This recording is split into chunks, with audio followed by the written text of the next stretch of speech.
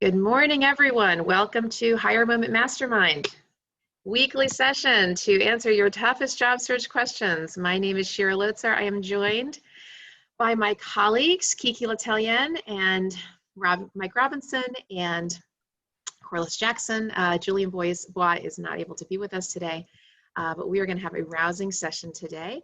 So just a couple quick intros. For those of you who have been here before, you know where we're going with this. I am an association recruiter. I'm a career coach and branding expert. I write resumes and LinkedIn profiles and help folks with their job search. I'm also the co-founder and volunteer with boomerworks.org. We are an organization that helps professionals age 50 plus re-career into self-employment. And my colleagues today, Corliss and KiKi and Mike. Corliss helps folks get into the federal government. She's a federal government resume expert, and KiKi is a video image expert. Is also a social media guru. And Mike is a career coach in the government contracting and high-tech sector, and hopefully Julian will be with us next week. So for today's session, please remain muted. You're welcome to post questions in the chat box. We are going to begin with a 5-minute breakout to identify your group's top question. Now, some of you already put some questions in the Google form prior to the session. We will address those first, but after you get back from the breakout, we're going to kind of go through whatever your group's top question was to kind of help us have a robust conversation. And then a recording of the Q&A of this whole session will be posted on my website here. I will post this link again at the very end of the session, but for those of you who want to see the recording, please take a picture of this. And then afterwards at 10 o'clock, we're going to offer another 15-minute speed networking breakout session. Got rave reviews from this last time, so really encourage you guys to stay on if you can. You'll be broken out into groups of anywhere from like 3 to 5, and you'll be able to network with each other, share resources, and encourage each other along the journey. So with that, let's go ahead actually and do the breakouts. And if you all will give me just a minute here, we'll go ahead and get these breakouts ready to go.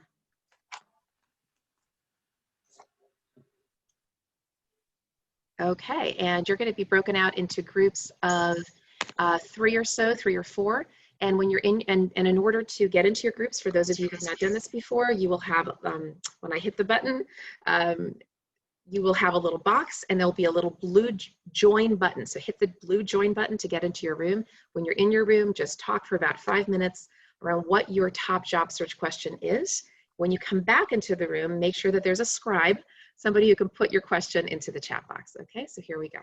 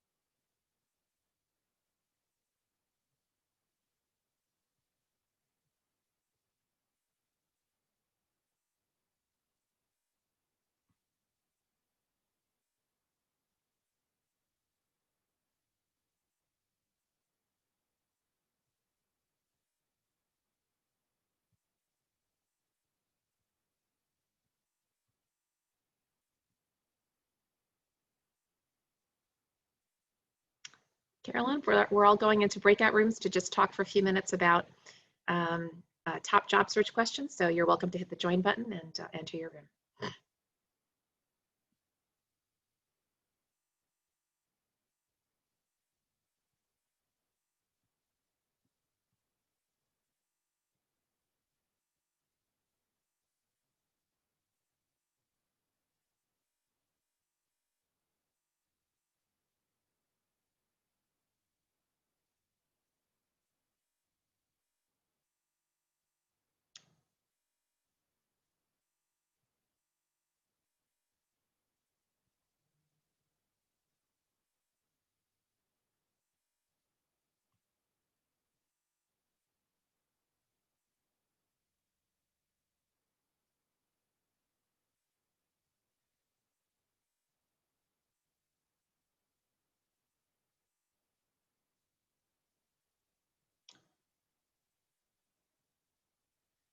looks like I thought I had put these in for 5 minutes and it looks like I didn't. So people are going to come back out sooner than expected, but hey, there's so many moving parts to this. Yes. Well, I thought I set it up in advance and it just, you know. Yeah, it adds a certain dynamic quality, a little excitement on a Friday. Oh my goodness. Signing and the, oh my gosh, I did this in advance and I put the 5 minutes in, but I guess that's okay. They'll have 2 minutes, I guess. Mm-hmm.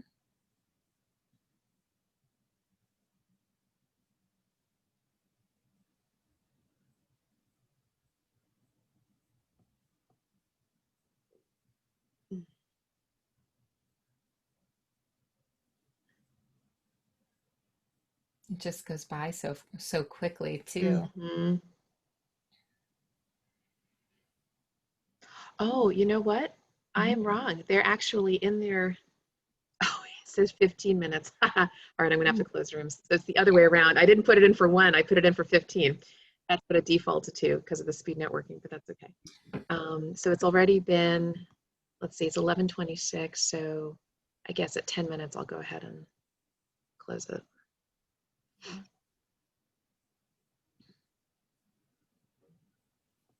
It's exciting that everyone gets a chance to connect like that. Adds a little bit of value there.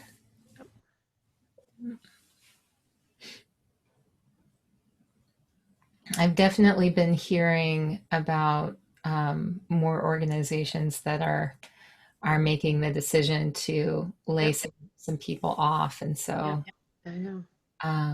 I've been wanting to share this, you know, even more than before, just so people have some help, you know. Yep. We may at some point want to do something just for the association community. That would be a really good idea. And focus in that area.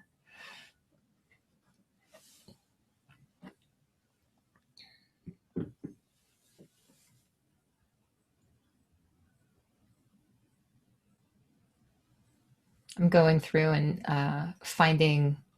Like sometimes I will go on a recording streak and I'll do a bunch of interviews and things like that are not live, and I end up having these interviews on the side, and I'm trying to figure out when to release them.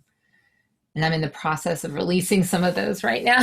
So it's been really exciting, but everyone's coming back. Yay.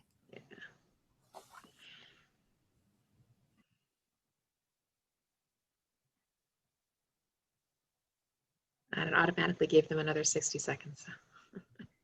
So generous. Well, that's cheating. Michael and I finished our chat and had a nice chat and decided to come back by pushing the button. Yep, you can do that too. Okay. You can do that Hi, too. Michael. Hey. Hey, Michael. Hey, happy Friday. Oh, I can't hear you. You're on mute. Most people want me to stay on mute. I said it's a holiday weekend. You know, we might even be able to take Monday off. I don't know. You know, in my case, that'll be share time with the grandkids. You know. Oh, that's wonderful. Yeah. And thank you, Michael, for sending the article on the video interviews, because KiKi's we decided KiKi's going to address it.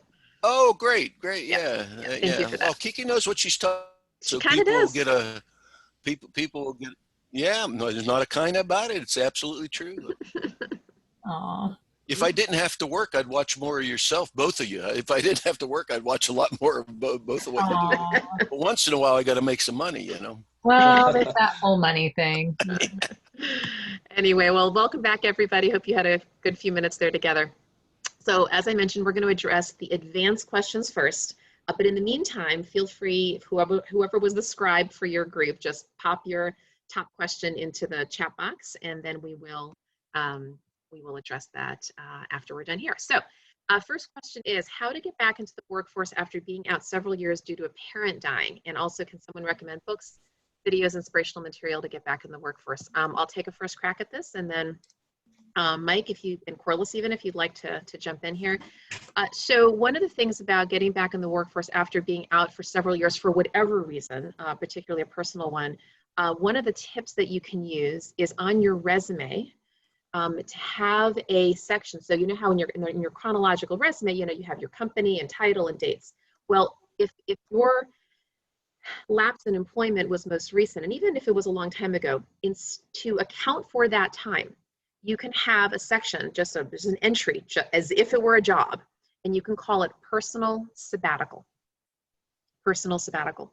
And so you title it, you put it in the same font as whatever you would use for your titles, and then underneath for the description, you would use usually like a one-liner and say something to the effect of, took an extended leave of absence to handle a personal family situation, currently ready to return to the workforce, or returning to the workforce as of X date. So very simple. It just really lets the employer know, hey, there was a legitimate reason for this person being out for that period of time. It's personal. You don't have to explain what it is. By the way, that includes if you had, unfortunately, your own illness. If you were had an extended leave because you were ill, do not say that you were ill, right? Because that could trip over the Americans with Disabilities Act and cause discrimination, but you are your own family, right? So you can say that you took this extended leave for a family situation, and that's it. Very, very simple, and people shouldn't ask you more about that. Mike, did you want to comment on this at all, on this part of it? Yeah, so I would say that, you know, this is a hard thing to communicate over a resume and in a job application. So to the extent that you can, you know, really network and get to know former colleagues, just reach out to people that know you and, you know, would understand your situation and know that you have, you know, have this unique situation. I think that can be a really, that can be a better approach in this kind of situation, so that you can, you know, really talk to someone and help them understand and go from there. Yeah, and then that person can actually be your champion. In Right. fact, I did that. I remember I did that for someone a number of months ago, where I knew this person's situation when I was recommending them to a job, not in my role of recruiter, just as a role of a colleague. I actually said to the person, look, to the employer, look, there was a particular situation. Please know, person's ready to come back in the workforce, and, you know, to sort of overcome it. And Corliss, I know you're in the federal job world. Is there anything that folks who are getting to the federal government should know about any sort of lapse? Is there any way to handle that?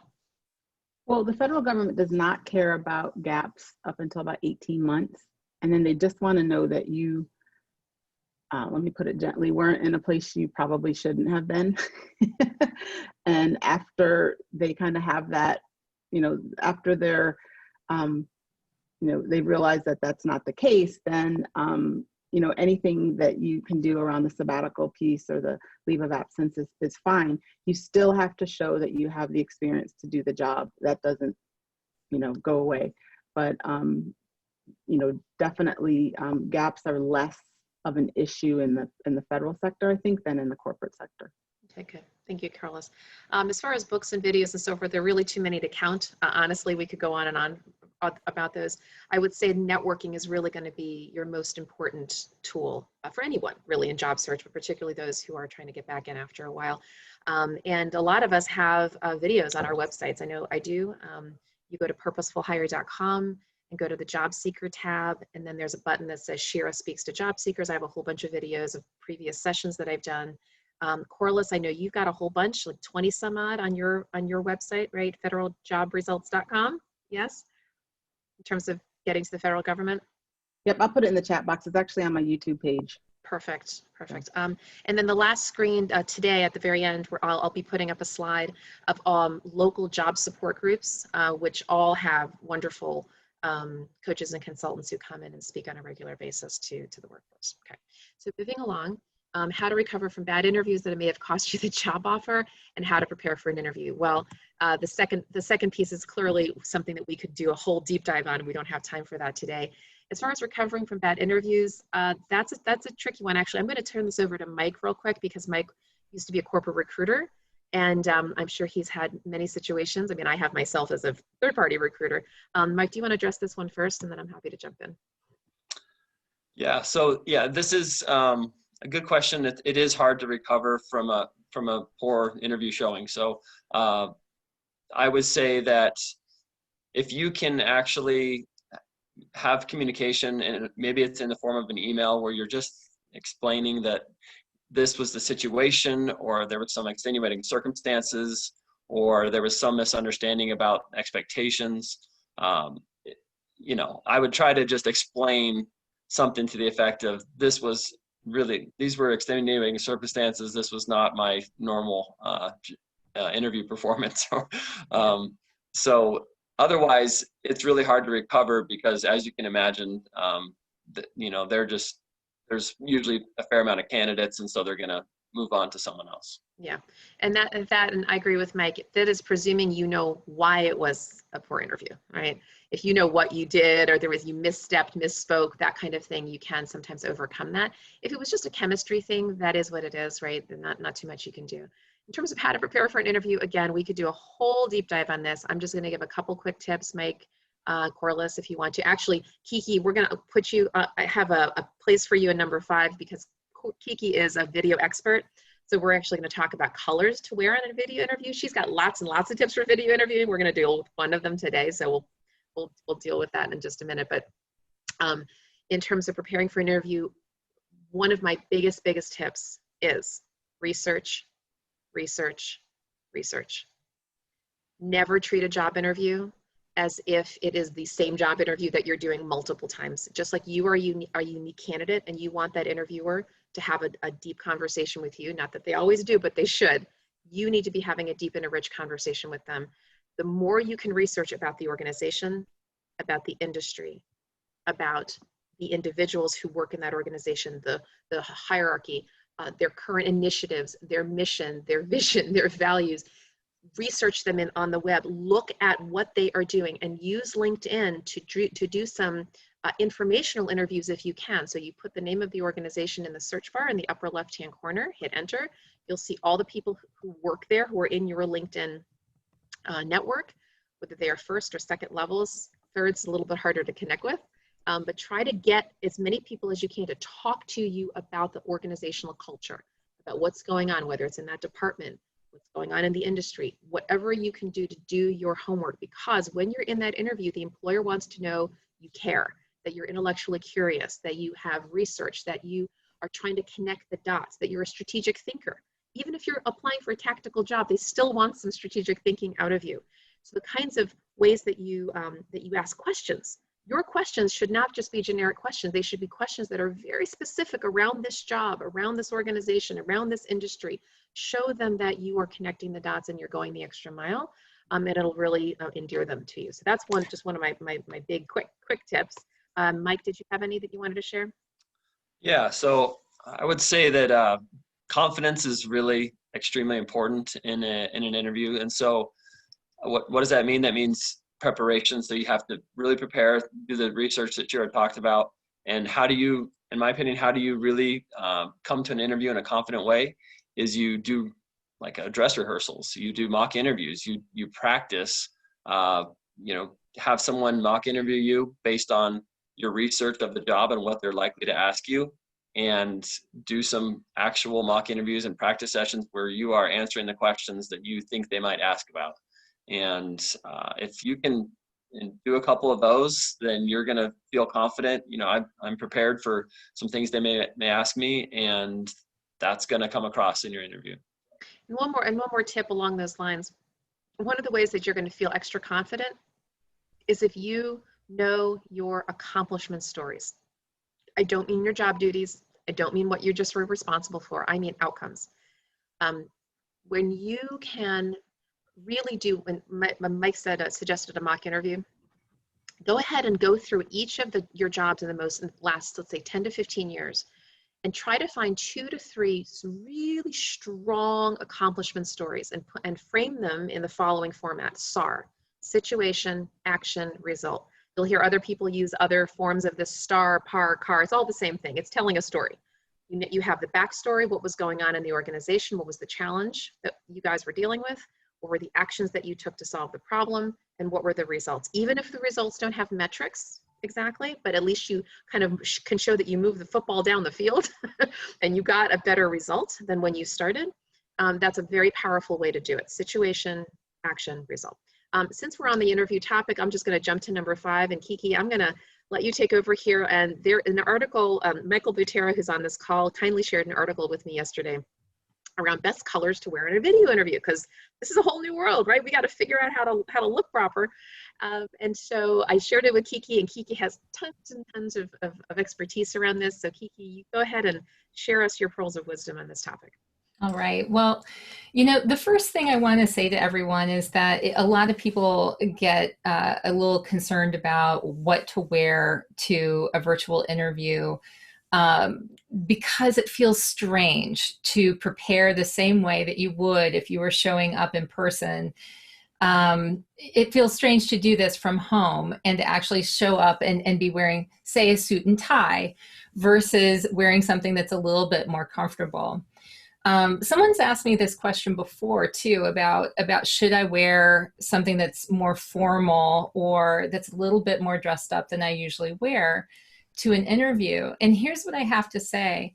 You always want to be in alignment with who you are. So the tips I'm about to give you are going to be helpful in general, but if you're the kind of person that dresses up and wears a bow tie every day, don't dress down because you are concerned that you want to just get the job, because eventually your real personality is going to show through, right?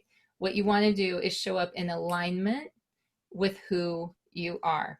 That said, here are some ideas for you to consider so that you can build trust based on that first impression when you're showing up on video across from someone. The first thing is to try to avoid patterns. If you are wearing busy patterns in your shirt or in a dress or something like that, that's going to be noise. It's visual noise to people, and it can be distracting. It can also look odd on the other person's side of things. So how it looks to you may not be how it looks to them. And so that's one way that you can avoid sort of creating noise within your interview. The other thing is you want to do something that's going to cultivate trust. So if you think about how you're cultivating trust in a visual way, it's probably by providing stable colors, neutral colors.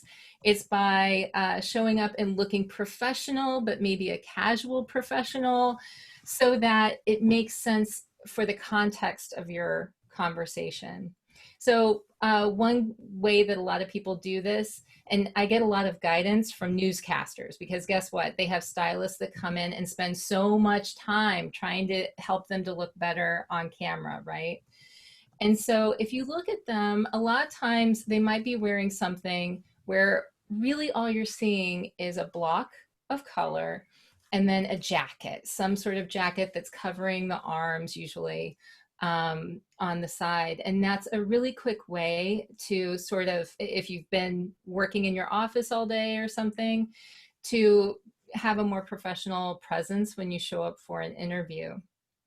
I'll say just one more thing. I don't want to spend too much time on this, but that is that in some of, I used to work on this side as a makeup artist. I would go in for satellite media tours, and one of the main things that I always had to work with was, well, it was actually two things. So it was cutting the shine and eliminating red on the camera. So whether it was Alan Greenspan or Colin Powell or whoever it was eliminating the shine. So you don't never let them see you sweat. That's really hard when you have light shining on your face and you're looking into a camera. So you might want to just evaluate whether you look shiny before you jump on, because it might make you look a little extra shiny when you have lights that are reflecting off of your face. The other thing is to try to eliminate red, because when we're in stressful situations, a lot of us will become redder in our chest or in our faces somewhere. And an easy way for anyone to really cut the red is to add more blue into what you're wearing. So if you have any shade of blue, if you are inclined to wear black, you might consider navy. And a dark navy would be a good neutral for you to cut the red. And You know, if you're in those tense situations and you start to feel the heat climbing up your chest and climbing up your neck, you can rest assured that if you have navy or blue, that's going to be fighting some of that battle for you without you having to do anything else. So those are my tips for this week. Thank you, KiKi. So many more, but that's it. Thank you. And I just want just a finer point there, because you mentioned in the beginning, kind of be yourself, right? In an interview situation, you still want to dress professionally. This is not a casual situation. I'd even say not even really a business casual situation. Having that kind of some sort of suit jacket. Well, yeah. And actually, you know what? Do we have time for me to show really quickly a sample? Sure. Let me go ahead and stop sharing here. Go for it. So let me go ahead, and I created a Pinterest board. I'm going to put the link over here in the chat for everyone. What I would like for you to do is take a look at this Pinterest board. It has examples of what I'm talking about. It's exactly what Shira is saying here. A way to throw on a jacket or something to show that, let me see if I can share my screen here. Yep. And I have examples for men and women, but you're really looking for your neutrals, for solid colors, not very many prints. I give this example with the man with the pink and the burgundy rose lapel pen. That's somebody who clearly, if he's wearing that ever, he probably has a distinctive style, and it would be odd for him to show up in something that's more casual. But depending on your style, some of these look a little bit more casual than I would suggest. And some of them are ads like Target. But I would suggest going through and taking a look at this if you have questions. I would also say that if you're going to wear bright colors, you know, just be aware that that is definitely going to grab people's attention. This article that Shira referenced that Michael sent, it talks about the fact that trust is built, primarily people respond better to neutrals rather than bright colors. I myself have a signature red. You know, red is in my branding, it's in who I am, my lipstick is red. But for an interview situation, I want to create the least amount of noise as possible. So think about red as an accessory, or red in your lipstick, or red, you know, if that's your signature, include it. Don't eliminate who you are, but realize that if you're after a job, you are also trying to show that you would be a good fit for wherever it is that you want to work. Yeah, neutral colors tend to build trust. Yes. And that's what you're looking for. So thanks, All right. KiKi. Yeah. Okay, so moving right along here, and then we will jump into the questions that you put in the chat box. So this person is changing careers and wants to get into a marketing role and is in the process of creating writing samples. Is this an effective way to showcase your writing? And I would say pretty quickly, yes, generically, yes, create, if you're looking to get into a communications role, create writing samples. How to do that? What kind of writing samples? Well, that could be a lot of different things. That could be creating blog posts on particular topics. That could be going to nonprofits or associations or publications that are looking for people to do freelance writing. As long as you don't need to be paid right away, go ahead and offer your services to them so that you can at least build a portfolio. You may also want to go to colleagues who have their own businesses, for example, or have a mission or a nonprofit, what have you. And if they need you to do some writing, maybe they need you to write for their website, or they need you to do some ghostwriting for their blog posts. Offer your services for free, or at least for a minute, so you can build up a portfolio, and then you can put that on your resume. KiKi, Mike, Corliss, anybody have any other thoughts around that? I would say that, I mean, I would totally back you up on what you're saying about finding the freelance writing options out there. There are so many people looking for copywriters, and a lot of blogs, Association Chat's one of them, we post almost every single day. And so showing that you have published pieces out there definitely shows that you have the chops to be able to take on a position like that, and it would give you samples pretty quickly. So I think that there's a lot of opportunity out there. So yeah, I think that's great advice, Shira. Yeah. I would just add that this is not so much about writing, but with marketing jobs, a lot of times they are interested in what groups you're connected with, what audience that you can help them reach. You know, maybe you have so many followers already in a certain area that, you know, they really are, you know, that's really appealing to them. So think about who you're connected with, what relationships you already have, what audience you can help them reach that they're not reaching now, and how you can communicate that to them. Mike reminded me of one more thing that would actually fit here, and that is there are so many groups like freelancers in DC and things like that that exist on Facebook, that would also be a really great place to find opportunities to be seen, because there are a lot of people who are looking for freelancers or looking for writers.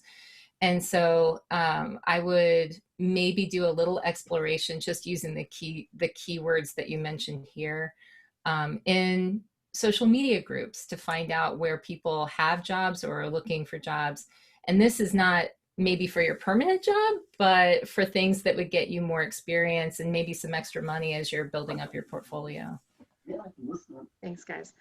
All right, so we'll jump to question 4 here. We'll tackle this one super fast. And by the way, even though I know a lot of people on this call are not recent grads, you might know of people who are. So take notes. I'll just tackle this one super fast. First of all, you know, look, recent college graduates are job seekers like anyone else. So on the one hand, all normal tips apply. However, of course, recent grads do not necessarily have the resume, right, and the experience base to go off of. And so networking is going to be especially important for recent grads. And a lot of grads don't realize how much of a network they already have. Friends, parents, and friends of parents, former bosses from internships, and professors. Those 4 categories of people tend to be ones that can be leveraged. You can go to a professor and say, look, I'm looking for a job in XYZ. Of course, if it was a professor that you took a class with in a career field that you're pursuing, a lot of those folks are actually working professionals. You wouldn't realize it, but there are a lot of professors that are called adjunct, meaning they have a regular day job, but they happen to be doing professorship right on the side. So they often will have a lot of colleagues. Again, oftentimes parents will have colleagues in terms of their places of work. You just want to get that first leg in the door. And so the networking is going to be absolutely huge. So I just wanted to put in that little tip. If anyone else had a couple little tips, that's great. Otherwise, we'll move on. Yeah, real quick, Shira, getting into the federal government, one of the best ways you can do that is called a non-competitive appointment, is as a recent graduate. And you have 2 years to do that. And that's a great way, along with, you know, having a disability, which the disabilities are, there's about 75 different disabilities that you and I probably have that you just document, and that can get you in as well. So those are just 2 ways that might help you. Great. Thanks, Corliss. All right, let's go ahead and jump into the questions. KiKi, do you want to monitor our chat box for us? Yeah, let's go ahead. And you know, a lot of these have been coming in as you've been going through. So I might try to group some of them together because they have the same theme. Sure. But let's go ahead and talk a little bit about this first one because Dan wrote this in at 9:27, so it's a good one to ask. How do you best apply transferable skills when returning to a former career? Returning to a former career. Okay, so I'll tackle this, and then Corliss and Mike, feel free to jump in. So one of the best ways that you can do that is by making sure that you highlight those skills from the past to the present. Now, we have to define, first of all, what we mean by transferable skills. From an employer's perspective, transferable skills are hard skills, not necessarily soft skills. In other words, a hard skill is a functional skill. It's something that you do. A soft skill is a behavioral skill. It's how you do it. The behavioral skills will come out in the interview, and that has to do more with culture fit, your behavior, are you gonna play ball in the sandbox? Put that aside. That's not what employers are looking for on a resume. They are absolutely looking for hard skills, functional skills. So for example, let's say, picking up on our communications thread that we were just talking about, let's say you were a former marketing, communications, editorial kind of a person in the past, you shifted careers and now you want to get back into that. So one of the things that you can do is on your resume, make sure that two things. Number one, that you pull out those skills and you highlight the competencies next to every accomplishment. Now, what the tip I'm giving you right now actually is for everybody, but I'm going to make it a special note for those who are the career changers. So for example, let's say, the job was, I don't know, 15 years ago, 20 years ago, what have you. You have several accomplishment stories. Number one, not job duties, accomplishment stories. Number two, to the left of that story, you list a competency. So the competency is, I don't know, media relations, or it's editorial planning, or whatever the thing is, whatever that skill is that relates to the career field that you used to have that you want to go back and do again. Make sure that there's a bolded competency next to that accomplishment. Now, do that with all of your other accomplishments too. However, what you can also do is this.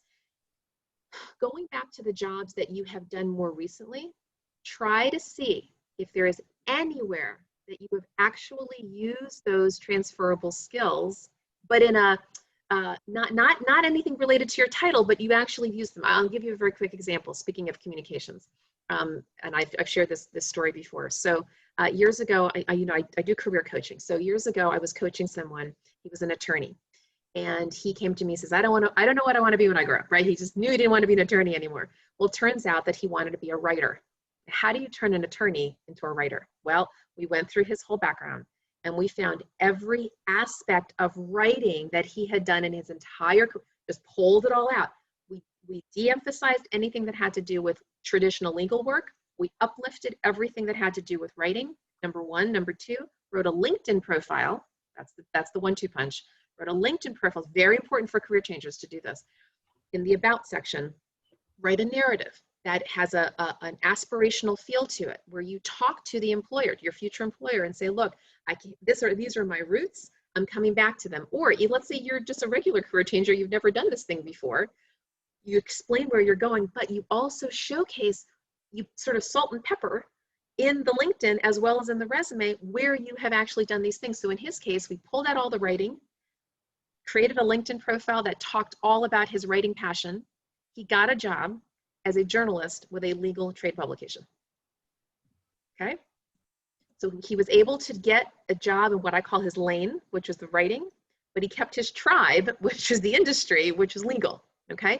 So there are ways to do this, but you've got to be very intentional and you got to label all your accomplishments, do that LinkedIn profile, and show people that you have the skills from the past. So that's my little speech on that. Any my colleagues here want to chime in? Yeah, Totally agree.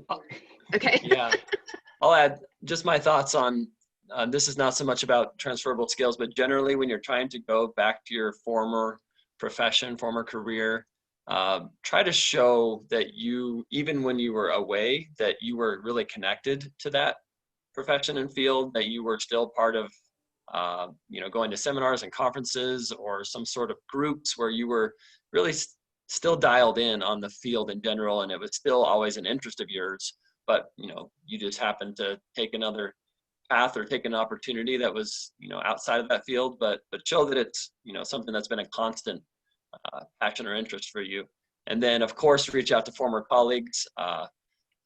People like to hire those who know the field, and people understand that you may have taken an opportunity outside for various reasons, but they generally want to hire someone who really has a track record in that field and knows they like it and has expertise. So obviously reaching out to former colleagues and those who in that network.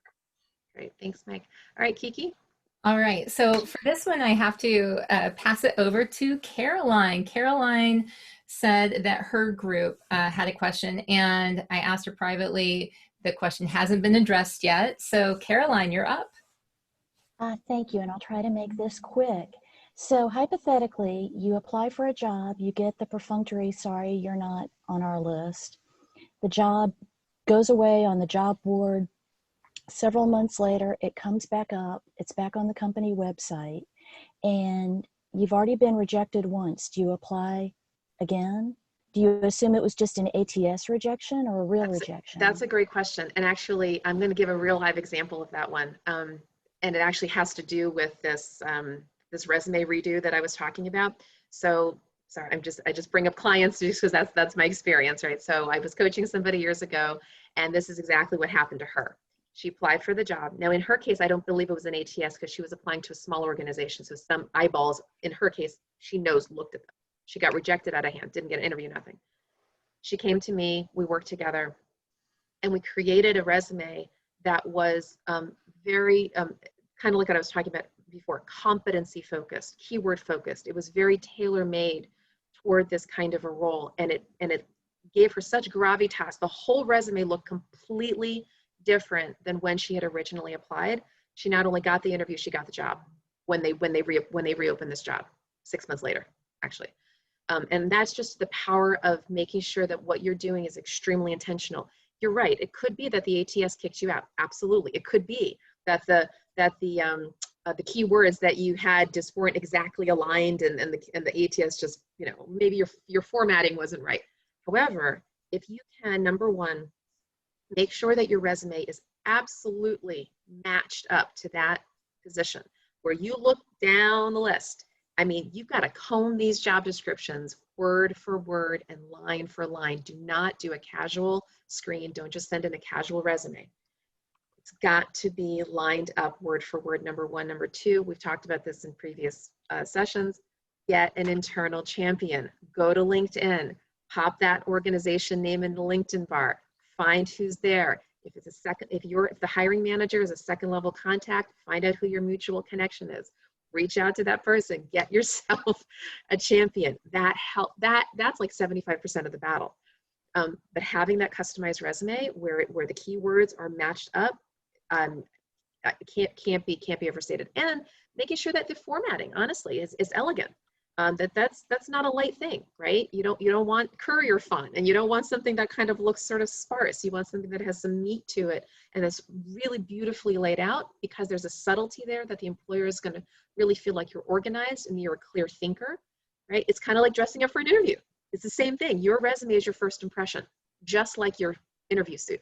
So how you show up on your resume, not only matching the keywords, but how it's organized and how it's laid out, says a lot about you. Mike, did you want to comment on this too, since you've seen many of resumes? Yeah, I would say as long as you feel like you are a good fit or have the qualifications for the job, regardless of whether you've applied for it in the past or not, you should go for it. Yep. So in my past job, we surveyed the hires, and this was at the entry level, but not, so for the average entry level hire, they had each applied for 9 prior positions. So that means, they've applied for a lot of other jobs, and then they were finally successful. And so it's okay to apply for as many jobs as you feel like you're a fit for. But make sure that if you are not a recent grad and you are applying for more than one position, those positions need to be very aligned, because if you're applying for if you're applying for multiple jobs in one company and those jobs don't have a whole lot to do with each other, the employer could think that you're confused, right? That you don't actually know what you're looking for. So there's a subtlety, right? You got to make sure that they are very, very, very similar. Okay. How are we on time, Shira? I know so we're at 10 o'clock now. Of course, we realize some of you might need to jump off. We are going to do some speed networking, but KiKi, let's take 1 or 2 questions, because I know we spent a long time on the advanced questions here. I really want to make sure that we cover these 2 in particular, because they're both linked, and they're from Julie and Pete. So on this idea of the personal sabbatical, people are looking for some clarification. One question is, what if you took off many years, 17, right, to raise kids? Is that still a personal sabbatical, or would you call it something else? Yep. And then Pete is saying, for personal sabbatical, would you follow the reverse chronological format? How do you put that on your resume and stick it? Would you stick it to the top of your experience section? How would you address that visually? So I'll just address that one first, and that is wherever that sabbatical was, put it in its proper chronological order, because that's what employers are looking for. They want to go top to bottom. That's the whole point of chronology. They need to know when did you do what, okay? So in this particular case, whether that sabbatical was recent, whether it was 10 years ago, account for the time. That's the point of putting in that entry. As opposed for the person who's taken time, the 17 years off, I mean, a lot of ways that you could phrase that is the same concept. You wouldn't necessarily say sabbatical. I've heard people use cute phrases like domestic engineer or full-time homemaker or full-time, some people might say full-time parent. If you start using the term parent, I mean, you can say whatever you'd like. You can trip over EEOC a little bit because then people know you have a family, and that's a very personal thing, and you are a protected class if you have children. If you want to be a little bit more transparent, you could say full-time parent. Full-time homemaker, I think, is the most sort of generic way to to label that, and whenever it was. And people understand. I mean, employers often have their own personal situations. And if you had to take a block of time off for whatever reason that was personal, again, it just goes wherever the chronology is. Mike, did you have a comment on that? Or Corliss? I think that sums it up well. Huh? Okay. Yep, you're good with that? Okay. KiKi, next question. All right, and let's do this one, since that one had to do with people who are re-entering after a sabbatical and what to do about that. For the people who are just starting to look for new jobs, just starting to write their resumes, where can they go? I know all of you have, that my other esteemed experts on this panel have some great resources. Where can they go for help with writing resumes? Where's a good place to find sample association resumes, to be exact? Well, okay. Well, first of all, the sample resumes, I mean, not to be sort of Captain Obvious here, but www always works well. All right. So, I mean, I know this sounds silly to even say that these days, but truly, you can Google everything. I mean, literally, if you're writing sample resumes or sample recent grad resumes, that kind of thing, you'll find tons and tons of templates. It really is, it's that simple. As far as the association world, it's going to be a little trickier to find that. I would say, look, association resume, and I say associations only because that came up, but we've got every industry imaginable on this call. Yeah. So I'll just say the association is an industry, so just think of whatever industry you're in. So first of all, sometimes you can actually Google, sample technology resume or sample commercial real estate. You gotta try it. Who knows? You might find an association resume out there that's there. But what's less important is the industry. What's more important are your skill sets. Okay. So when you find a template that you like, that really works, it's the content. That's the interesting piece. So what I would recommend, yes, you can Google, see if you can find people's resumes, but also go to LinkedIn. Because if you can type in the search bar, just association or technology or whatever your tribe is, look for people's profiles. You'll be amazed. There are some people who have fleshed out the experience section of their LinkedIn profile in such a way that it kind of looks like a resume. See how other people have written their experience section. Not just the ones who gave the two-liners, but the ones who really put in their responsibilities, their accomplishments, and gave you something full. Model it after that if it's something that you like and you prefer. So that's my quick advice. Corliss or Mike? I'll just add that that's a great thought about LinkedIn. So there are people who not only have a LinkedIn profile, but they have their resume visible, Sometimes for anyone to do. see. And so I would just go and look for people in your same field and try to see their resume. Great. Okay. Yeah, and I would just say be a little bit cautious, because anybody you ask for advice, you're going to get it, and it's all going to be different. So just be, try to figure out what you need based on the research you do, and then kind of try to stay in your lane. Great. All right, KiKi, any other hot and burning questions, or can we go ahead and do the? I think let's go ahead and do the breakouts for the Q&As. That for the questions that weren't addressed, we'll try to get answers to those people who registered. Is that okay, Shira, for me to say? That is, and feel free also, for those who didn't get their questions answered, please feel free to go back to the meetup page that you registered on and fill out the Google form, okay? Especially if you're able to come back next week, put that in there, and we'll make sure that those are the advanced questions that we answer first. Okay, so with that said, we're going to go ahead and put you back into breakout rooms for those who would like to stick around. It's going to be 15 minutes, and you'll be in a group with, let's say, 4 or 5 people.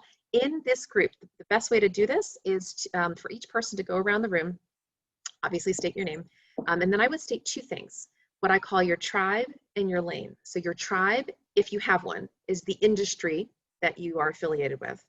Your lane is your profession, your occupation. So all of you have a lane, either a current lane or an aspirational lane, right? Something you're currently doing or you want to do. Some of you have also an industry, you have a tribe. So I'd go around the room, state your name, tribe, if you have one, and your lane, kind of job you're looking for. And then what you could also do is mention to people, hey, this is the kind of lead that I'm looking for, right? A certain kind of organization I'm trying to get into, or I am specifically, you name names, I'm looking to get into this group. Does anybody know, have a contact there? So just be a resource for each other. And then when you're all done, we'll come on back and we'll wrap up. Okay, so here we go.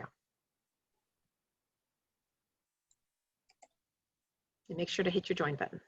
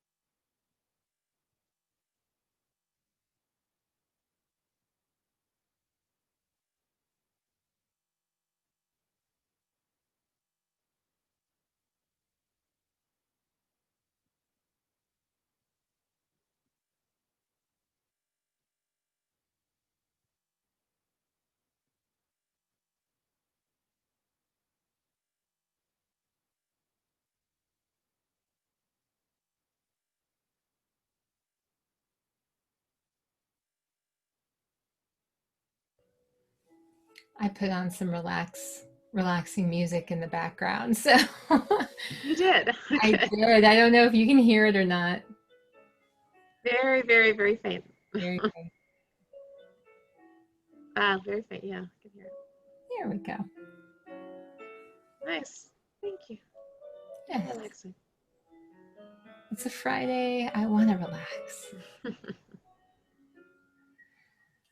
All right. Yeah, I should have checked with you first. I